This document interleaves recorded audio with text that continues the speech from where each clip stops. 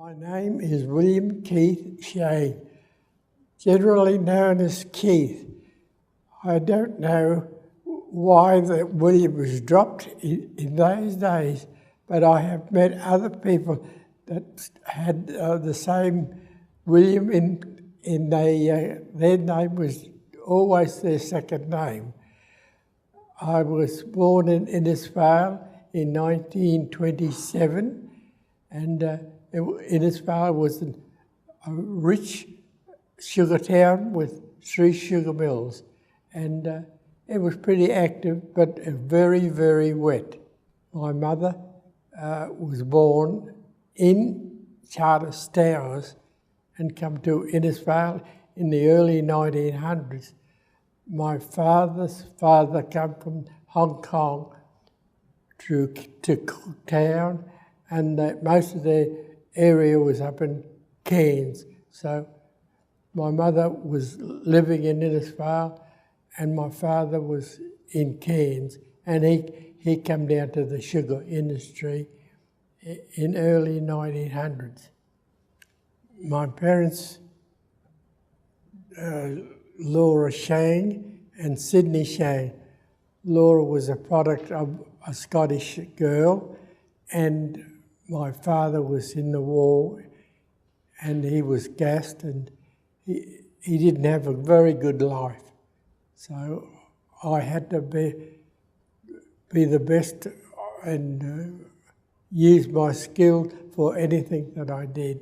I'm the middle of 7 children, and I was the second boy in the family, and at times I was my father's favourite. He took me in the car. Whenever he went anywhere, he used to take me.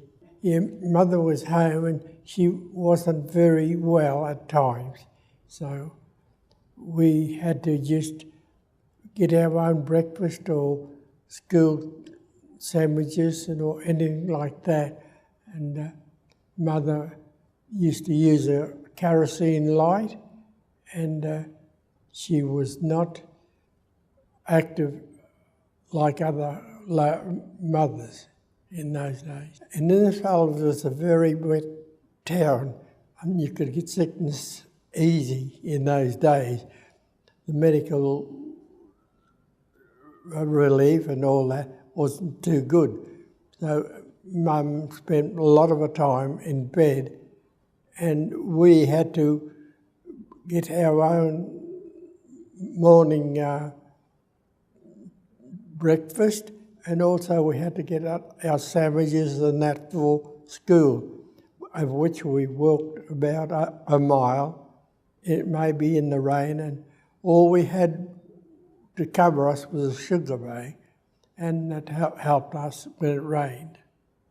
My early life, we were very poor and we had to make our own doings all the time. I used to sell Sunday papers on the Sunday for money. I went fishing and swimming in the Johnson River.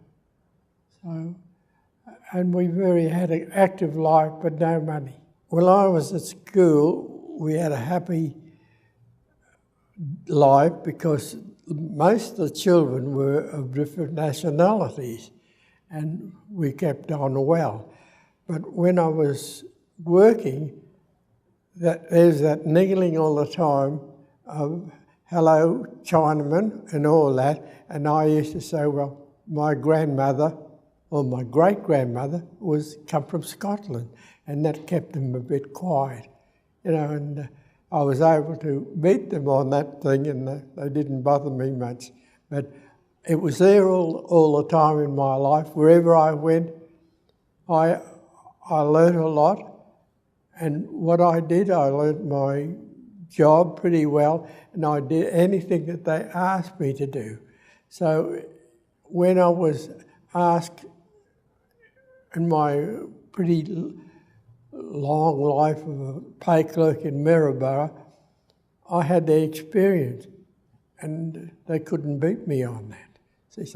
So my colour was to my advantage, but really I got on pretty well with, especially in my last days, and being a pay clerk, people would always talk to me, and wives that when they come and got the money, I was really good with them, and especially when people out of town. I can remember one day an Aboriginal boy, he was a billy boiler in Cloncurry, and he came looking for some money, and I arranged to get his money the next day from Cloncurry, so he was quite happy. But I always didn't worry how much pay people got. I treated them all the same, and I always helped them, If they wanted early pay, well, I was there to help them. And especially on pay days, I insisted that if our hour was 11 o'clock, we opened at 11 o'clock. And so we kept it that way, and there was no waiting. And on pay days, people, really appreciated me. And if I walked uptown, they always said g'day to me. And if I went past a hotel, all they said was, come and have a drink, which I never drank in those days, So it was really rewarding for what I did for the people. And it was the same feeling when they said g'day to me and, how are you going? So my grandfather, in both my mother's relations and my father's relations, the mother's father was a Chinese man, come from Canton, and he married a Scottish girl, and result is 1872. The result, my grandmother was born in Maryborough in 1873. So, and on my father's side, my father's father come from Hong Kong and come over and landed in North Queensland. So that was the story of how, the Scottish was connected with the Chinese. In about 1830, the Chinese would come to Australia, and I'd say he would have come to Australia, and they were in the sheep industry, they were pastoral men, and they separated, and they got into gold, and wherever gold was, they went. But he was here, my great-grandfather was here in Maryborough, and he was a cook. So, and this young Scottish girl came over on the Palmace in 1872, and they got married within 6 weeks.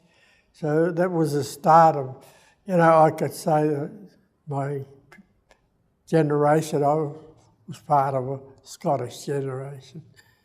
But it was, in those days, for a Scottish girl to marry a Chinese, she was only 17 or 16, I think.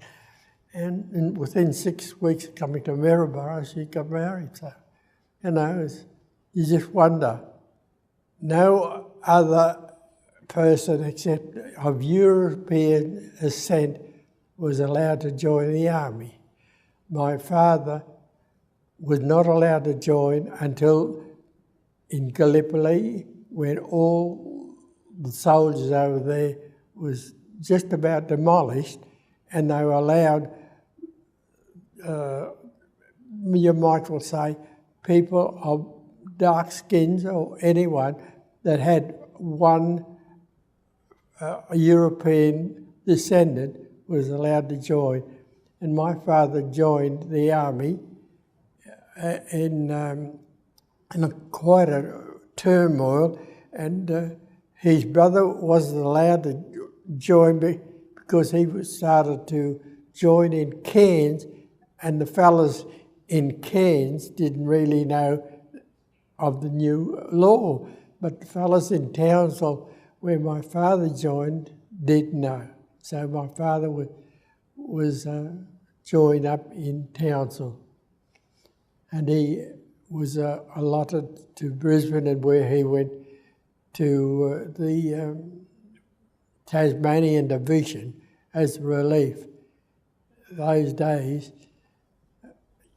he was accepted in the army, and of course, he was allowed to be a soldier, returned soldier, which he did. I went from Mount Isa and I learned different parts of the job. And one of my main attitudes was to be into a little place. I used to be paying anyone, and my experience with that put me through when I went to this job of pay clerk in Maryborough, because I had the experience. People didn't like it, but I had the experience. They just wanted it because it was it. After I got promoted to Bar Calden, which was underneath the Tree of Knowledge, it wasn't the Tree of Knowledge in those days, my position, I had to come back to the coast. So I went to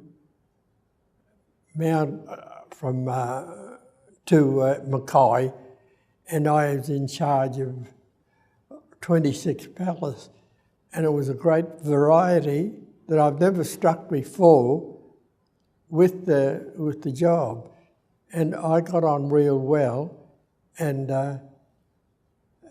it was really an experience, but I didn't have anything to do with pay, but it was a great experience to work with a lot older people that ready to retire. And it was something different that I experienced throughout life. During my term at Mackay, I was 18 years, I was in charge of a section of what they call cream days. And milk days, we used to get the milk from the country and for the butter factory, and I had to make sure that everything was right, freight was right. So I had to go down to the butter factory where Janita works, and that's where I met her. And we married in, I think something about 63, and we went on our honeymoon to Adelaide, and during that time they started the Blue Nursing Depot in Mackay, and they didn't nominate me until I come back, and I joined I was instrumental in doing a lot of cars and all that with the Blue Nurses. I also joined in fact I was appointed a Justice of the Peace in '89, and I was in the lodge and in several lodges, and sporting, I took up my sporting. I was secretary of one of the leading football clubs, and I met a lot of footballers, which, I can remember. And they have a good clubhouse in Mackay, but I was there for 18 years until this position in Maryborough come up, and I said, righto, I will put in for it. And I had the qualifications to beat thousands for the job, and I was quite pleased with that. And, and of course the people used to say, mutter under the things, how could he get the job, what's this coloured looking fella, how could he get a job? But I proved wrong. And when I was in Maryborough, my lad was a soccer player, and I joined the Sunbury Soccer Club, and the coach says I'm retiring, so I took on the coach. And also, it was such big, I did coach the team, under 11, I think they were, the premiership that day. And then they give me the job as Maryborough coach with all. So I coached the Maryborough and we won everywhere.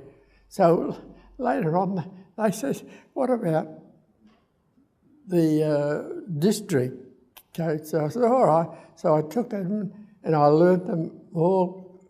I had a lot of job trying to teach them football. You know, they were quite content to play the old way. And I said, look, you've got to be modern, you fellas. So we went to Mackay and won the Shield up there. And we went to Brisbane and won the Queensland Shield. So it was a great honour to coach those children.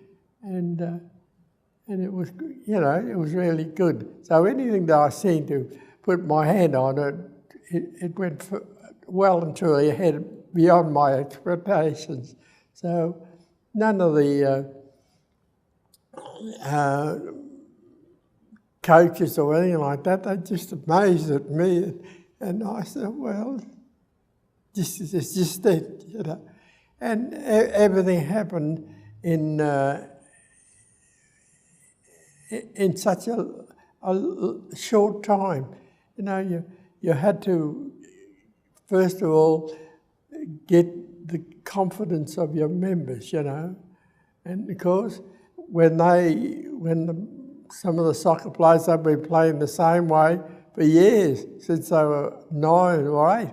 And they are 11, they want to tell you how they want to play. And it was quite an experience to tell them, you know, you want to play with my way or don't play at all. But they come around and they were quite pleased. And a lot of the players that I coached in those days, they still say good day to me. But I didn't do anything excelling, but I taught them the proper way of sport, you know, and that was quite an achievement for me in my old days. I had grown away from my family for a long time.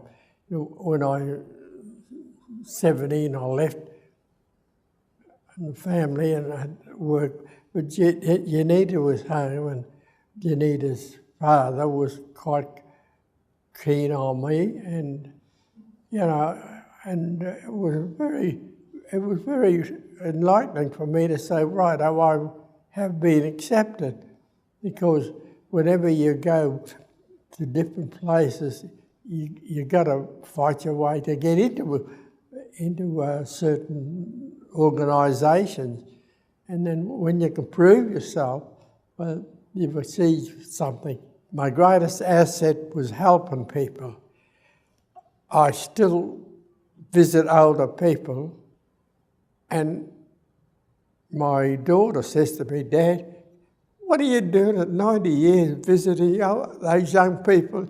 They should be visiting you. So, you know, I find that if I can do something good for somebody, I've achieved something.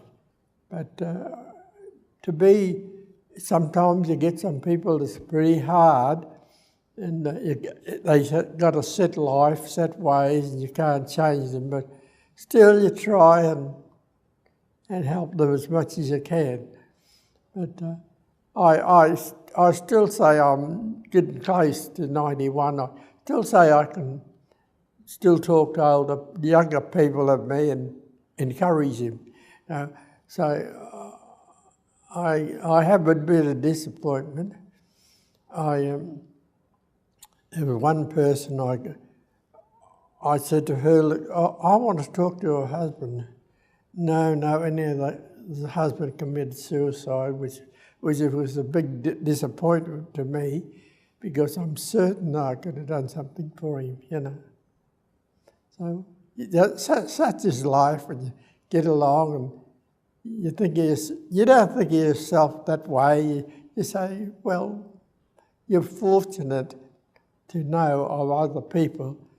And of course, I still carry on the best way I can. After Gallipoli, they were short of men, and so they allowed coloured people, if they had one relation or connected with the European people. So my uncle, he joined up in Cairns. He they wouldn't join him in Cairns. He went to Townsville and he joined the militia, and then he went to Brisbane and joined the AIF. And he was the most decorated Chinese in the war, you know. He was a DSO and bar, military medal. He was recommended for the military medal, for the Victoria Cross, but it was acknowledged in Canberra, but it wasn't acknowledged in Brisbane or overseas in England, because they were the commanding members of First World War. So he never got the Victoria Cross. Some of the items that was given to me, you know, and I still got, but in Cairns they got most of these awards. So I was pleased that I was able to say that, you know, that he was the most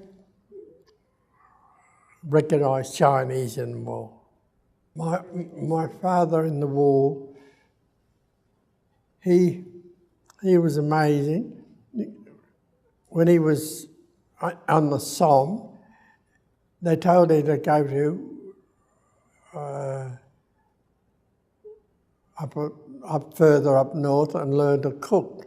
So he went to a British cooking school, and then when he came back, they were fighting past the Somme, and so he missed a lot of it. But it used to amaze me when he used to cook pancakes and throw the pancakes up in the air, and really, you know, he did know how to cook.